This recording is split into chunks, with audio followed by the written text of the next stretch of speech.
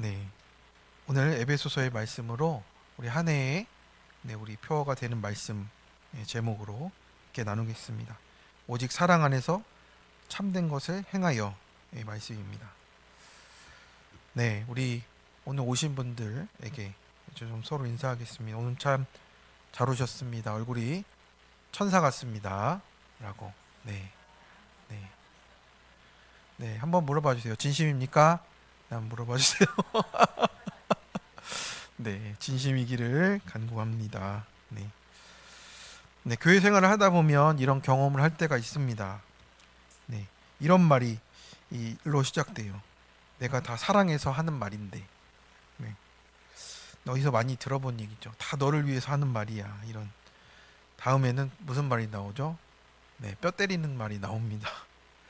네, 구구절절 이제 옳은 말인데 듣고 나면 마음이 차가워지고 이제 관계가 힘들어질 때가 있습니다. 그래서 교회는 사랑이 있어야지 이런 말도 우리가 하고 그래도 진리는 분명해야 돼. 네, 우리가 하는 말들이 맞습니다. 그런데 이상한 것은 사랑을 말할수록 멀어지기도 하고 진리를 말할수록 더 다치게 되는 경우가 있다는 거예요. 그래서 문제는 항상 저 사람은 보이는데 나는 잘 안 보이기 때문에 그럴 때가 있습니다. 왜 그렇습니까? 대부분 우리의 내용은 진리일지 모르는데 그것을 담아내는 그릇이 사랑이 아닐 때가 있기 때문에 그래요. 그래서 우리는 참 연약한 존재예요. 네, 진리만 말할 수도 없고 사랑만 말할 수도 없는 그런 상황에 놓여 있는 것이죠. 그래서 교회에서 상처받았다는 말의 절반은 이제 사랑 없이 진리를 들었다는 이제 비명일 때가 있어요. 네. 그래서 교회에서 제일 어려운 일이 뭡니까? 네, 내 죄를 먼저 보는 일입니다. 그래서 에베소서 4장에서 교회에게나 또 누구에게나 말씀은 평가라고 주신 잣대가 아니고 또 우리가 이제 이 에베소 4장의 말씀을 통해 교회를 세우는 사람이 되라고 우리 각자에게 주시는 말씀입니다. 그리고 우리에게 마지막에 이제 물으시는 거죠. 지금 세우고 있느냐, 무너뜨리고 있느냐. 그래서 이 질문 앞에 우리 자신을 이제 부드럽게 내려놓고 말씀 앞에 서기를 원합니다. 첫째로 우리가 성도를 온전하게 하는 역할로 그리스도의 몸을 세우시는 거예요. 11절과 12절의 말씀입니다. 우리 한번 같이 읽어 보겠습니다. 그가 어떤 사람은 사도로, 어떤 사람은 선지자로, 어떤 사람은 복음 전하는 자로, 어떤 사람은 목사와 교사로 삼으셨으니 이는 성도를 온전하게 하여 봉사의 일을 하게 하며 그리스도의 몸을 세우게 하려 하심이라. 아멘. 그래서 사도 바울은 이제 먼저 교회에 직분이 있다는 것을 얘기하고 그 목적을 이야기해 주는 거예요. 우리가 지난 주일에 직분에 대해서 1시간 동안 이렇게 잘 들으셨습니다. 지난 주일에 들었지만 그 목적이 다 무엇이었죠? 네, 섬김이었어요. 네, 종, 청지기, 봉사자 단어 모두가 섬김을 담고 있는 단어였어요. 그래서 이 주신 직분들을 하나님께서 우리에게 주신 이유는 무엇입니까? 단 하나예요. 그리스도의 몸을 세우는 역할로 불러주셨다라는 겁니다. 우리가 다 그리스도가 아니잖아요. 그죠? 그리스도를 따르는 그 몸으로 한 분 한 분 세워지셨다라는 겁니다. 그래서 그리스도의 몸을 세우는데 이제 그게 어떤 목적입니까? 성도를 온전하게 한다라고 했어요. 그래서 온전하다라는 말은요. 어떤 뜻이냐면 우리는 온전하게 하다 그러면 뭔가 이렇게 문제 없이 또 흠도 없고 완벽한 상태 이거를 생각할 수 있습니다. 그런데 그게 아니고 부러진 뼈, 찢어진 그물, 고장난 것을 다시 쓸 때 쓰는 단어예요. 그러니까 깨진 것을 맞춰서 어긋난 것을 바로 잡아서 다시 쓰임 받게 하는 거예요. 근데 우리의 인생이 그렇다는 거잖아요. 교회는 그래서 완성품을 전시하는 데가 아니고 깨진 인생을 다시 맞추는 곳입니다. 그래서 목욕탕이고 병원이잖아요. 그래서 교회는 인정받기 위해서 박수 받으려고 또 아니면 영향력을 행사하려고가 아니라 인생의 뼈가 부러지고 마음의 그물이 찢긴 사람들이 모여서 함께 울고 웃으면서 그리스도의 몸으로 다시 세워지는 곳이라고 우리에게 말씀해 주시는 겁니다. 그러니까 어떤 교회에서 이제 봉사를 오래 하신 집사님의 이야기인데, 이제 새로운 성도가 실수로 예배 중에 순서를 놓쳤어요. 그래서 집사님이 우리는 이런 실수하면 안 되는 교회예요. 근데 이렇게 얘기했다라는 거예요.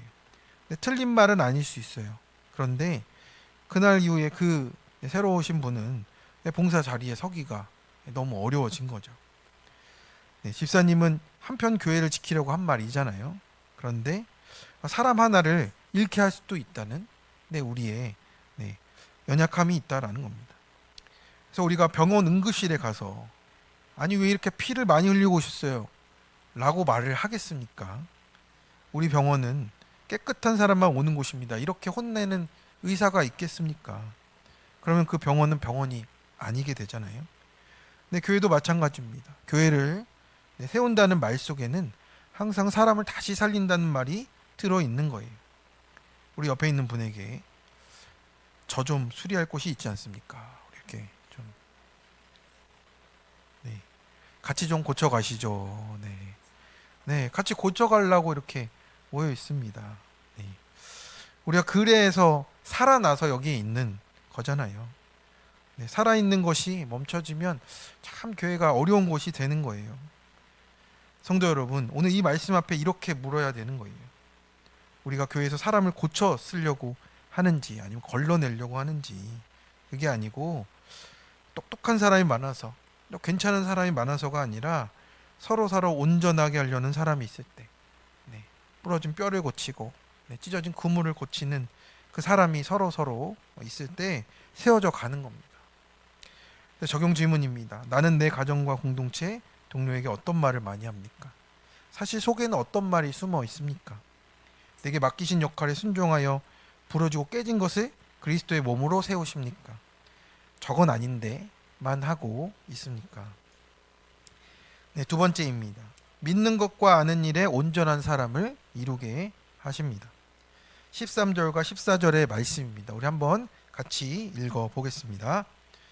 우리가 다 하나님의 아들을 믿는 것과 아는 일에 하나가 되어 온전한 사람을 이루어 그리스도의 장성한 분량이 충만한 데까지 이르리니, 이는 우리가 이제부터 어린아이가 되지 아니하여 사람의 속임수와 간사한 유혹에 빠져 온갖 교훈의 풍조에 밀려 요동하지 않게 하려 함이라. 아멘. 바울은 여기서 믿음과 알을 함께 말하고 있어요. 우리는 알면 되는 거라고 생각하는 게 있습니다. 그런데 그건 약간 반쪽일 수가 있어요. 그래서 이 둘이 분리가 되면 안 되고, 이게 분리가 되면 문제가 생기는 거예요. 그래서 제가 이렇게 배웠던 김양재 목사님도 늘 이론론을 얘기하셨어요. 하나다라고. 우리가 안 되면 안 되는 거지 이게 둘로 분리된 건 아니라고 말씀을 늘 하셨어요. 신앙생활에서 이 둘은 자전거의 앞바퀴와 뒷바퀴가 같은 거예요. 한쪽만 돌아가면 우리 앞으로 나아갈 수가 없는 거죠. 엉뚱한 데로 가는 거예요. 근데 우리 모습이 어떻습니까? 한쪽으로 치우칠 때가 있어요. 나는 믿음이 있어요 하는 말은 이제 어떻게 되냐면 믿음만 있어서 이제 배우려고 하지 않는 거예요. 독선이 생겨납니다. 뜨겁게 믿습니다 하는데 이제 안에 도대체 배우려는 마음이 생기지 않는 거예요. 기도하면 다 한다. 무슨 공부냐, 이렇게 할 수가 있습니다. 이러면은 열정은 넘치는데 우리가 독선에 빠질 염려가 있어요. 말씀이라는 이 내비게이션이 없으니까 엑셀만 밟고 끝까지 달려갑니다. 그러면 이제 엉뚱한 길로 가 있게 되는 거예요. 그럼 한편은 또 뭡니까? 다른 바퀴는 나는 말씀을 잘 알아요. 이게 성경 박사가 되는 거예요. 근데 교만이 자리 잡습니다. 저도 그런데 이 두 가지가 저도 다 있었던 것 같아요. 독선도 있고 교만도 있고. 그 신학교에 가기 전에 제 모습을 보면요, 참 괴물 같은 청년이었구나 이런 생각이 듭니다. 하나님이 그걸 깨뜨리려고 얼마나 그 애통하셨을지. 지금에 와서는 저도 참 제 모습을 보면 참 그때 저를 만나고 싶지가 않은 것 같아요. 그렇습니다. 이 나는 말씀을 잘 알아요는 또 어떻습니까? 교만이 자리 잡아요. 성경 박사가 됐는데 헬라어, 히브리어 뭐 이런 거 다 막 안다고 이러면서 순종은 안 해요. 근데 이런 특징은 뭡니까? 머리는 큰데 손발은 움직이지 않고 설교를 들을 때는 이제 나에게 적용하는 게 아니고 오늘 목사님 설교가 좀 약한데 이 부분은 이런 거 아닌가? 막 이러면서. 근데 이 부분은 우리 아내가 들어야 되는데 남편이 들어야 되는데 아니 저기 남성계 누가 들어야 되는데 뭐 이런 얘기를 하면서 이제 채점의 자리에 앉아 있어요. 예배의 높은 자리에 앉아 있어서 다 이렇게 점검하시고 체크하시고 점수를 매겨주시는 저도 그랬습니다. 저도 참 그런 악함이 있어서 하나님이 저를 이렇게 훈련시키시는 과정이 길었던 모양입니다. 그래서 이건 어떻습니까? 신앙이 아니라 취미 생활이에요. 자기의 기호에 맞게 하고 있는 거죠. 그래서 이 상태를 바울은 뭐라고 부릅니까? 어린아이 신앙이다라고 하는 거예요. 그래서 여기서 어린아이라는 뜻은요, 말문이 트이지 않은 아이를 뜻하고 있어요. 이제 지금 말도 못하는 수준인데 지금 이 어린아이 신앙으로 이렇게 판단하고 하고 있다는 이 모습을 얘기하고 있는 거죠. 그래서 그런 아이 같은 상황은 속임수와 유혹과 풍조에 또 요동에 쉽게 빠져버리는 거죠. 이러면 저게 맞는 것 같고 저게 저러면 맞는 것 같다 하면서 독선이거나 교만이거나 그 앞바퀴 뒷바퀴를 왔다 갔다 하면서 이제 정신이 없어져 버립니다. 그래서 바울은 온전한 사람을 얘기해요. 여기서 온전한 사람은 흠없는 완벽함이 아니에요. 목적에 맞게 자란 상태예요. 미숙함을 벗어난 성숙을 이야기하는 겁니다. 그래서 많이 알았다 이게 아니라 믿는 것과 아는 것이 하나 된 사람. 그래서 내가 정말 그 말씀 앞에 내가 정말 못 나가고 있구나. 내 모습을 진짜 보는 사람이 성숙한 사람이 되는 겁니다. 아이를 키워보신 분들은 다 아시죠? 여기는 대부분 키워보시고 이미 많이 키우신 분들이잖아요. 어린아이는 감정에 따라 움직이잖아요. 기분 좋으면 이거 할래. 힘들면 안 해. 왜 해야 돼가 아니라 이제 싫어. 이렇게 반응을 하는 거죠. 말씀에도 마찬가지예요. 내가 듣기 좋은 말씀에는 아멘이고 나를 찌르는 말씀에는 무지개 반사를 하시지 않습니까? 그건 좀 아니다. 이런 거죠. 그래서 설교가 내 입맛에 맞으면 은혜 받았다. 근데 나를 찌르는 것 같으면 마음의 문을 닫아버리고 그러니까 어린아이 같은 이 기복에 따라서 우리가 움직이는 거죠. 또 한편은 어때요? 내 생각과 다르면 금방 불편해지고 내 경험과 다르면 저건 아니다. 우리가 이렇게 말하고 또 행동하는 어린아이일 때가 있다라는 겁니다. 그래서 사도 바울이 말해요. 성숙은 흔들리지 않는 것이다. 사람의 말에 끌려가지 말고 말씀 앞에서 나를 인정하며 내려놓는 것이 성숙한 겁니다. 자, 이제는 반사가 아니라 아멘을 하시기 바랍니다. 반사하시는 분 반사. 하겠습니다. 성숙은 상처를 안 받는 게 아니고 말씀 앞에서 핑계를 안 대는 그런 상태가 되는 거예요. 그래서 내 생각과 달라도 내 경험과 충돌해도 주님 말씀하시면 내가 멈추겠습니다가 고백이 돼야 되는 겁니다. 그래서 우리가 지금 기분 속에 있는지 또 내 경험에 머물러 있는지 주님의 말씀 앞에 자라가고 있는지를 우리가 생각해 봐야 하는 거예요. 적용 질문입니다. 나의 믿음이 어린아이처럼 감정에 흔들리거나 내 경험으로 좌우로 치우쳐 있지 않습니까? 믿는 것과 아는 것이 하나 되기 위해 내가 내려야 될 핑계와 생각은 무엇입니까? 세 번째입니다. 사랑과 진리 안에서 그리스도에게까지 자라나게 하십니다. 오늘 설교의 중심 구절이고 우리 한 해 표의 중심 말씀이죠. 우리 15절의 말씀을 같이 한번 읽어 보겠습니다. 오직 사랑 안에서 참된 것을 하여 범사에 그에게까지 자랄지라. 곧 머리니 곧 그리스도라. 아멘. 오직 사랑 안에서 참된 것을 행하라 라고 하셨어요. 여기서 사랑은요, 우리나라는 단어가 사랑 딱 하나여서 모르는데 이 단어는 아가페로 쓰였어요. 이제 필리포라는 단어도 있지만 그것은 이제 친구들 간의 사랑, 우정을 얘기하고 이제 하나님과의 관계 속에서 우리가 주로 사용되는 단어가 아가페잖아요.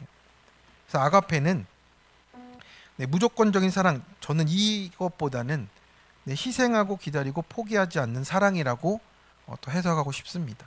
그러니까 무조건적인 사랑 뭐 이러면 이게 뭔가 약간 치우친 해석이 될 수 있어요. 희생하고 기다리고 포기하지 않는 사랑을 뜻합니다. 언약 안에 있는 헤세드와도 통하는 것 같아요. 참된 것은 그럼 무엇입니까? 진리라는 거예요. 그러니까 중요한 것은 진리를 말해라, 가르쳐라 이거가 아니라 진리대로 행하라라고 하고 있잖아요. 그래서 진리 대신 예수님을 따라 사는 것을 우리가 참된 진리 안에 있는 것으로 말을 하는 겁니다. 그래야 사랑 안에서 생명이 흘러가서 몸이 자연스럽게 지속적으로 자라나게 되어 있다라는 겁니다. 제가 며칠 전에 그 AI 관련된 영상을 하나 봤는데 얼마 전에 이제 미국에서 AI로 진행된 학교가 있었어요. 선생님은 그냥 데이터만 관리해요. 얘네가 공부를 하는지 또 이제 그런 모든 것들 실행하고 있는지를 봅니다. 그리고 카메라가 얘네를 봅니다. 카메라가 얘네를 공부하고 있는가? 그리고 얘네가 잠깐 이렇게 얼굴을 들었을 때 표정이 어떤가? 이런 걸 다 AI로 봤대요. 그런데 그 학교가 어떻게 했는지 아십니까? 망했습니다. AI로 애를 키울 수 있는가를 훈련했는데 안 된다는 게 증명이 됐어요. 그러니까 선생님의 역할은 데이터대로 얘가 하고 있는가 안 하는가, 그 양이 얼마나 되는가 안 되는 것만 측정했거든요.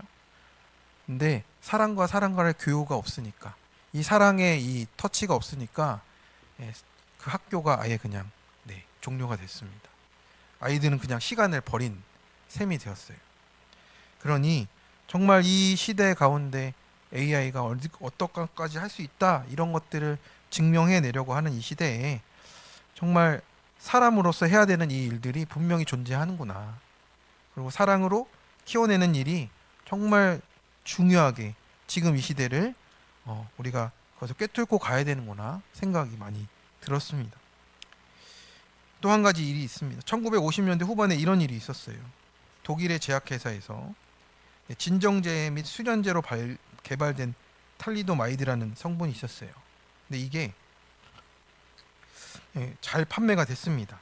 이게 부작용이 없는 기적의 약이라고 홍보가 됐고 의사의 처방 없이 구입할 수 있었는데, 이 약이 특히 누구한테 쓰였냐면 임산부의 입덧에 쓰였어요. 임신 초기 구역질 및 구토 증상의 완화에 매우 효과적이다, 이렇게 하면서 많은 임산부가 그것을 사다 먹었어요. 근데 어떻게 됐냐면 임신 초기에 이 약을 복용한 산모들에게서 심각한 태아 기형이 나온 거예요. 그러니까 팔다리가 짧거나 아예 없거나 이렇게 나왔습니다. 그래서 1957년부터 61년 사이에 전 세계 46개국에서 1만 명이 넘는 기형아가 태어나고 8만 명의 아이가 유산됐대요. 그러니까 이게 우리에게 무엇을 얘기해 줍니까? 그러니까 입덧이라는 게 왜 중요한지가 사람들이 안 거예요. 입덧이 뭡니까? 정말 우리 엄마의 몸속에 우리 아이라는, 내가 사랑하는 아이의 존재가 태어나지만 이 몸에는 이물질이 생겨나는 거잖아요. 그러니까 입덧이 생기는 거예요. 구역질이 나고, 그것을 견디고 그 고통의 시간을 사랑으로 견디고 희생하지 않고 당장의 편안함이란 결과만 취할 때 생명이 자라나지 못한 거예요. 그래서 사랑은 이렇게 희생하고 기다리고 포기하지 않는 모습으로 나타난다라고 오늘 우리에게 말씀을 하고 있는 겁니다.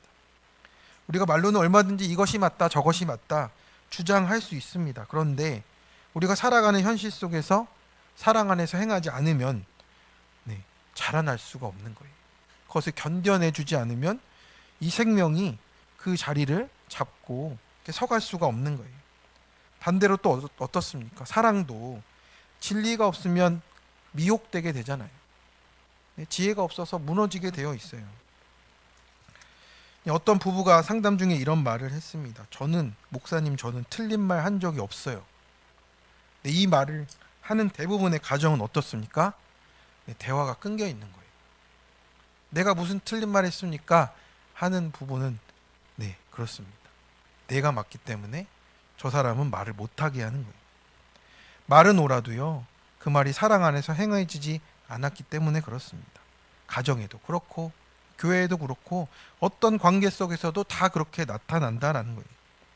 그래서 사랑 없는 진리는 폭력이 되고 진리 없는 사랑은 그냥 좋은 게 좋은 거라서 미혹되는 겁니다. 참 어렵습니다. 그렇죠?